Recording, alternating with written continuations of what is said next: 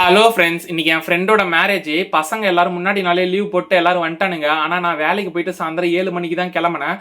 மண்டபத்துக்கு போகிறதுக்கே 8:30 ஆயிடுச்சு. பசங்க சரியான திட்டு விட்டானுங்க. பண்ருட்டியில் தான் மேரேஜ். போன உடனே சரியான பசி, போய் பந்தியில் உட்காந்து சாப்பிட ஆரம்பிச்சிட்டேன். எங்கள் ஹாஸ்டல் கேங்கோட ஃபர்ஸ்ட் மேரேஜ் இது. நாங்கள் எல்லாம் ஒரே செம ஜாலியாக இருப்போம். மாப்பிள்ளை வந்து இங்கே பசங்களுக்காகவே 2 ரூம் ஒதுக்கிட்டாரு. ரூமுக்கு வந்த உடனே எல்லாரும் ஜாலியாக பேசிங்க வந்தோம். ஒரு குரங்க காணும்னு சொல்லிட்டு தேன்னா குளிச்சின்னு இருக்குது. அது ஏன்டா எல்லாரும் ஒரு இன்ட்ரோ கொடுங்கடான்னு சொல்லிட்டு சொன்னா எப்படி கொடுத்தானுங்க பாருங்க. ஏன்டா இன்ட்ரோ இப்படியாடா கொடுக்குறது? சரி, நான் சாப்பிட்டேன். பசங்க எல்லாருக்கும் பசி எடுக்குதுன்னு சொல்லிட்டு சொன்னானுங்க. அதனால எல்லாரும் போய் சாப்பிட்டானுங்க.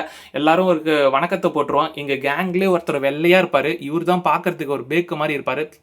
சாப்பாடு பிசையத்தை பார்த்தாலே உங்களுக்கு தெரிஞ்சிருக்கும். சரி, இவனுக்கும் ஒரு வணக்கத்தை போட்டுருவோம்.